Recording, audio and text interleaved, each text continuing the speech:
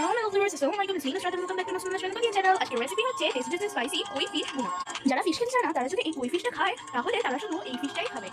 So বেশি কথা বলে let's go to my kitchen and just cook. Let's go. Let's start the video.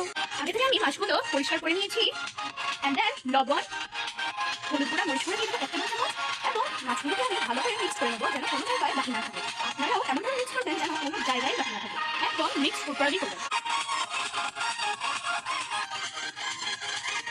আমার কিন্তু মিক্স করা হয়ে গিয়েছে দেখেন। আর আমি কিন্তু চাল দিয়ে দেবো এবং কই ফিশগুলো দিয়ে দেবো এক এক করে একদম স্ট্রেটলি ভাবে বসিয়ে নেবো। এন্ড দেন আমি মাছগুলোকে কালার করে ভেজে নেবো একদম খুব স্মুথলি ভাবে। এন্ড দেন এবার সব উল্টিয়ে দেবো। আসলে আমরা আগেও মাছ খেতে পছন্দ করতাম না, কিন্তু আমার আম্মু যখন এই রেসিপিটা বানায় তখন আমরা এটা দিয়েই ভাত চালিয়ে দিই। এটা আমাদের থেকে অনেক টেস্ট লাগে এবং অনেক মজা লাগে। আমি একই তেলে টমেটো দিয়ে দিয়েছি, পেঁয়াজ দেবো, মরিচ দেবো এবং সাথে শুকনো মরিচ দিয়ে দেবো। আমি কিন্তু এগুলো কিছুক্ষণ ভেজে নেবো এবং ব্লেন্ডারে দিয়ে দেবো এবং একটা পেস্ট বানিয়ে নেবো। পরে এটা আমি মশলা হিসেবে ব্যবহার করবো। এগুলোকে আমি সার্ভিং ডিশে তুলে রেখেছি এবং আমি দিয়ে দেবো তেল, লং এলাচি, দারুচিনি এবং তেজপাতা। আমি কিন্তু এগুলোকে থেতো করে দিয়েছি এবং আমি পেঁয়াজ দিয়ে দেবো এবং একটু নাড়াচাড়া করে নেবো। এন্ড দেন দিয়ে দেবো আদা বাটা, রসুন বাটা 1 টেবিল চামচ, জিরার গুঁড়া, ধনিয়া গুঁড়া 1 টেবিল চামচ, হলুদ গুঁড়া, মরিচ গুঁড়া 1 টেবিল চামচ এবং লবণ।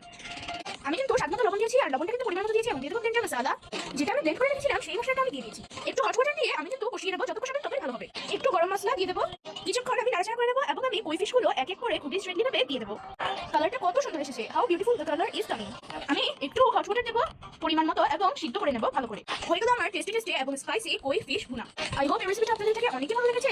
You must try this recipe at home and let me know in the comment please. ভিডিওটা যদি একটু ভালো লেগে থাকে তাহলে অবশ্যই লাইক, শেয়ার এবং কমেন্ট করে দেবেন এবং সাবস্ক্রাইব করতে ভুলবেন না কিন্তু। See you in the next video. আল্লাহ হাফেজ।